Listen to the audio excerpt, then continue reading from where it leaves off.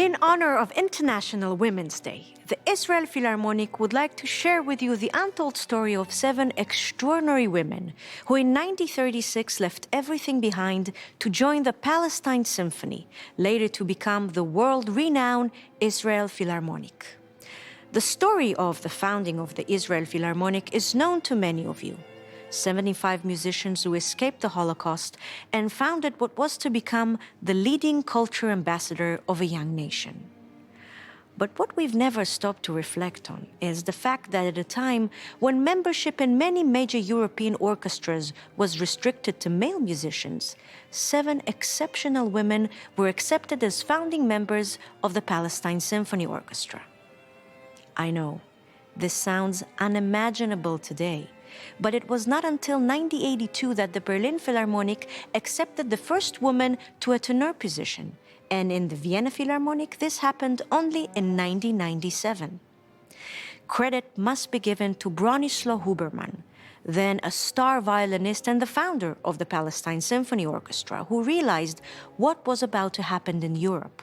Huberman invited both women and men to audition for his startup orchestra in Palestine, demonstrating what a unique man of absolute humanistic and egalitarian outlook he was. But above all, we wish to salute today the 7 gifted women musicians who bravely pursued their musical career in the Palestine Symphony as Nazism rose in Europe. So, who were these glorious 7? Learning about them was much like going on a treasure hunt. We searched for remaining family members, exceptional students, and any archive material we could find. And here they are. Lotte Hammerschlag-Bamberger. The first female musician engaged by Bronislaw Huberman was Lotte Hammerschlag-Bamberger. Lotte was born in 1904 in Vienna to a wealthy bourgeois family. She studied the viola at the Music Academy Vienna and became known as a brilliant violist. And so, when began to recruit musicians, Huberman was absolutely determined that Lotte be a part of his orchestra. But as she had just married conductor Karl Bamberger, Lotte initially did not want to leave him for more than 6 months. Always conscious of the shortage of certificates to bring immigrants into Palestine, Huberman wrote Advocat Salomon Horowitz in 1936. Please do the necessary steps to provide for her either a temporary labor permit or a tourist visa, as she will be one of our best viola players with the title of a leader, Concertmeister. It is really important that we get the permit or visa for her. Ultimately, Lotte remained in the orchestra as an assistant principal violist until 1938, the year of the annexation of Austria into Nazi Germany. When Lotte heard that her husband felt he had no choice but to move to the US following the Anschluss, she immediately decided to join him. After settling in New York, Lotte and her husband taught chamber music at the Manne College of Music and continued performing with musician friends, among them fellow Palestine Symphony members Rene and Rene Galimer. In 1943, Lotte was the only woman to ever perform with the famous Bush Quartet, considered one of the finest string quartet of all times. Lotte Hammerschlag-Bamberger passed away in New York in 2005 at the age of 101. Here is a precious recording we found at the Leo Baeck Institute in Jerusalem. It is so moving to hear her voice. Und das war also wirklich dieses Jahr ganz besonders, das erste Jahr. Sensation des Orchesters. Es war ein ausgezeichnetes Orchester, wirklich sehr gut. Es waren die besten Leute von Europa, die ausgewandert sind oder weg mussten, nicht? Und ich wurde als Assistant First Viola engagiert, am ersten Pult das zweite. Und habe das also genossen, in vollen Zügen, nicht? Das war eine große Angelegenheit für mich. Furchtbar nette Kollegen, wir haben eine, wie man sagt, a grand time. Raya Berson-Kohen. Born in 1916 in Romania, 20 years old violinist Raya Berson joined the Palestine Symphony Orchestra in 1936. She was a beloved member of the orchestra for a decade, but had to leave Palestine for a medical treatment in Switzerland after suffering from tuberculosis. She was extremely sick, and there was no choice but to remove one of her lungs, a complicated procedure which required her to stay in a sanatorium for months. In 1954, when she finally recovered fully, Raya wrote a moving letter to the IPO management and its key person at the time, Tzvi Haftel. In her letter, she asked to join the Israel Philharmonic's European tour in 1955, as without the orchestra, she wrote, she felt incomplete. Sadly, Raya could not be re-engaged, and she never played in the orchestra again. Raya married but had no children, and unfortunately, we have no further records for her. Alice Fenyves-Rosenberg. Alice's story is somewhat different. Born in 1912 in Budapest, Alice and her brother Laurent studied at the Liszt Music Academy there, where they both suffered from anti-Semitism. It was Alice's brother who in 1936 auditioned for Branislaw Huberman and was immediately accepted. Though Laurent has already signed a contract with the Swedish orchestra, he was entranced by Huberman's initiative and asked for his father's approval to go to Palestine instead. If you want to go, I won't stop you, but I will insist that you convince Huberman to take your sister, who is also an accomplished violinist. Neither of you is safe here, responded his father. Hesitantly, Laurent presented his condition to Huberman, who replied that he does not need more violinists, but is actually looking for a violist. Though Alice had never played the viola in her life, she rose to the challenge and mastered a new instrument in just a few weeks before going to Palestine. How amazing! Alice and Laurent formed, together with Odon Partosh and Talma Yalin, the Fenivesh String Quartet, later known as the Israeli String Quartet.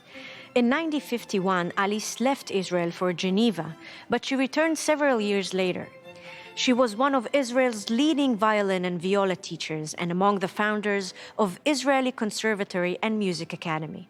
Among her students was the world-renowned Israeli violinist Miriam Fried, a longtime professor of violin at the Jacob School of Music at Indiana University. I remember countless stories that she told me about travels with the Philharmonic. You know, those were, I think, highlights at that time. You know, certainly when they came to Palestine, you know, it was very exciting to travel to the United States, I remember, you know, and there were a lot of stories of exciting meetings with musicians and with personalities in the States. And I saw many, many photographs as well. And I think that that was a very, very important part of her life. By the time I studied with her, she no longer was in the orchestra. She still played in the quartet, and it was made up of 3 members of the orchestra. She really was a force in musical life in Israel, and I'm very grateful to have known her. Dora Loeb. Violist Dora Loeb was born in 1905 in Germany. She studied at the Conservatory Cologne and was a member of the Hermann Abendroth Chamber Orchestra until she lost her post due to anti-Semitism. At the recommendation of Maestro William Steinberg, Dora auditioned for Huberman, who immediately invited her to join the Palestine Symphony Orchestra. Dora hesitated to leave her large and wonderful family, but was ultimately won over by Huberman's words and the tearful support of her family, who warned her that this may be her last chance to escape Germany.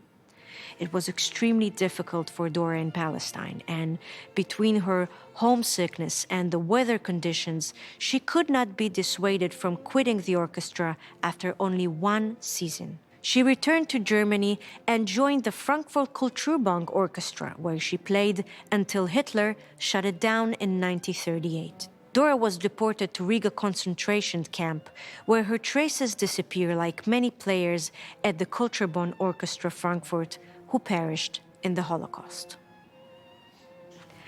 Dea Gombrich. Violinist Dea Gombrich was born in 1905 in Vienna as Anna Amadea Gombrich.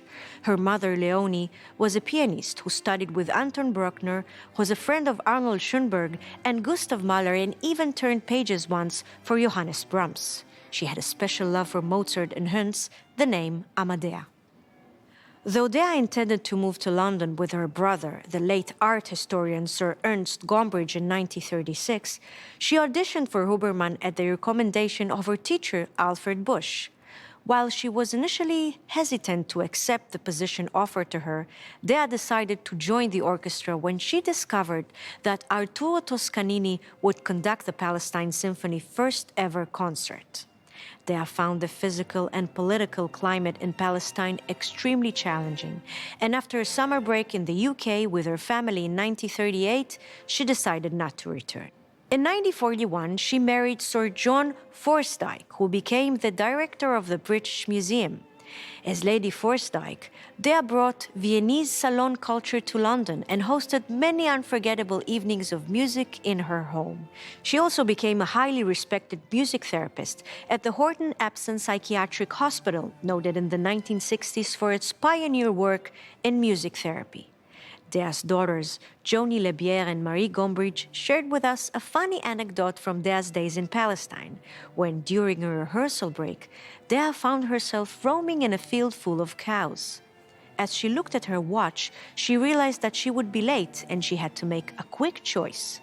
Is she more afraid of the cows that would chase her if she ran, or of Toscanini if she's late?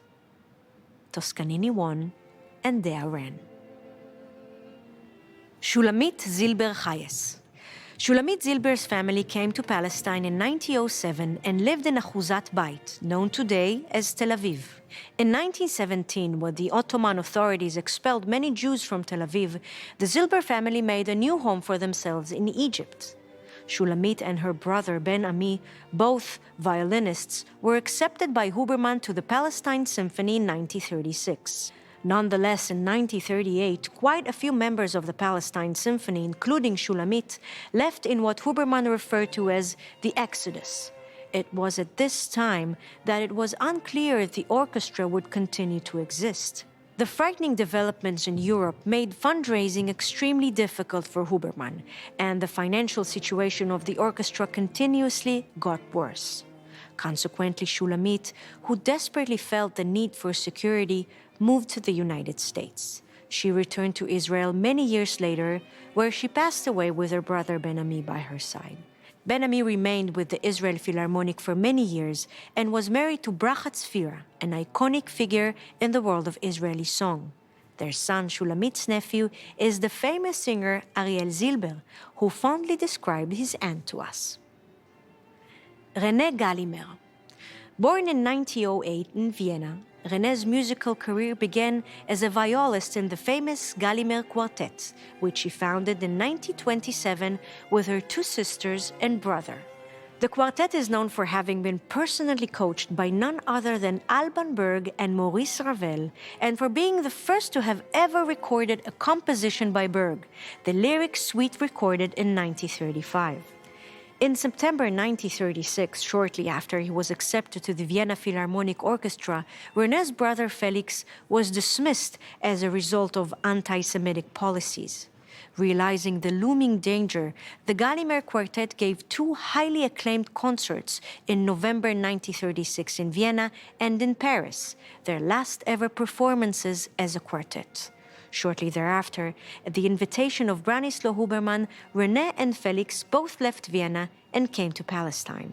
While Felix joined Arturo Toscanini's NBC Symphony as a first violinist in 1938, René remained in Palestine and married Walter Herding in 1944. Immediately after, the newlyweds left Palestine and lived in Egypt and the Netherlands. After Walter's untimely death in 1949, René joined her family and settled in New York with her children Richard and Viola, only 2 blocks from her beloved brother Felix. The idea for this special program was sparked by an email from the children of violist Rene Galimer. Their email was an eye-opener for us, shedding light on how exceptional it was in 1936 to have had 7 women in the Palestine Symphony Orchestra. It is my great pleasure to present a special message from Richard Herding and Viola Morse. My name is Viola, and I was named after my mother's first love, her instrument. My brother and I owe our lives to Branislaw Huberman for his recognition that musical excellence was not gender-based. While I never understood as a child the importance of what Huberman accomplished, I do remember my mother speaking about him very frequently and with great respect. My mother was a remarkable woman who bravely started a new life in Palestine, touring and playing with the orchestra and with several chamber music ensembles. The 7 women who were hired were, in a sense, pioneers. The founding female members of the Palestine Symphony Orchestra brought their knowledge and artistry of both the orchestral and the chamber music repertoire. In addition to performing with the orchestra, they formed chamber ensembles, gave solo recitals, and most importantly, gave music lessons to pass on their knowledge to the next generation. Rene was a special lady, an avid and beloved violin teacher and a chamber musician. Her home was always a buzzing hub for musician immigrants from Europe, remembers one of her students, Eugene Drucker, first violinist of the world-famous Emerson String Quartet. My name is Eugene Drucker. I'm a violinist and a founding member of the Emerson String Quartet. Rene Galimer became my first formal violin teacher after I had a few months of lessons with my father, Ernest Drucker. I studied with Rene from 1961 to 66. When my father was about to leave for the Metropolitan Opera's annual spring tour in 1961, he worried that without the proper guidance and encouragement, I might stop practicing and lose interest in developing my new skill. It was a surprising stroke of luck that Rene, among her many other freelance jobs, was teaching at the Little Conservatory in our Washington Heights neighborhood in northern Manhattan, a short walk from our home. With patience, close attention, and her passionate dedication to music, she gave me a firm foundation for my future career. My mother began to suffer from cancer when I was 10 years old and died in 1965 when I was 12. During those dark years for my family, Rene gave me more than just violin lessons. She gave me a strong sense of being nurtured, cared for, not only as a budding violinist, but also as a young boy who was groping his way through a disorienting and destabilizing personal crisis. Hers was not an easy life. It was marked by persecution, multiple emigrations, and once she had moved to the United States, the necessity of working long, hard hours in situations where she did not always get the recognition she deserved. But I am proud to learn more about her early experiences as a cultural pioneer in Palestine and to help honor the courageous contribution she made to the nascent musical life of Israel. This program would not be complete without a representation of today's female musicians of the Israel Philharmonic. It is my great pleasure to introduce Polina Yehudin and Yuki Ishizaka, violin, Gili Radian-Sadeh, viola, and Lia Chen-Perlov, cello, who will play the 4th movement of Beethoven's String Quartet, Opus 95, in F minor. A very special tribute to the women musicians of yesterday, of today, and of tomorrow.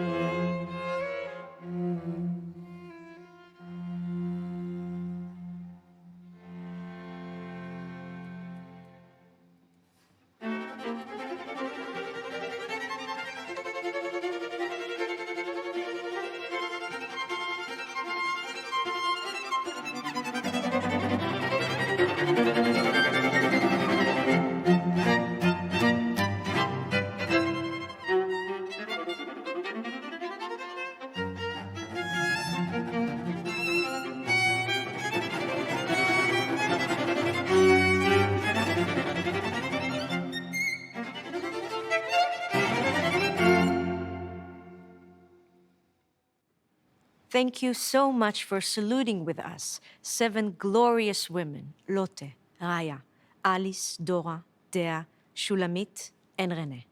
And if you have any additional information about them, please contact us at the Philharmonic and support our efforts to safeguard their legacy.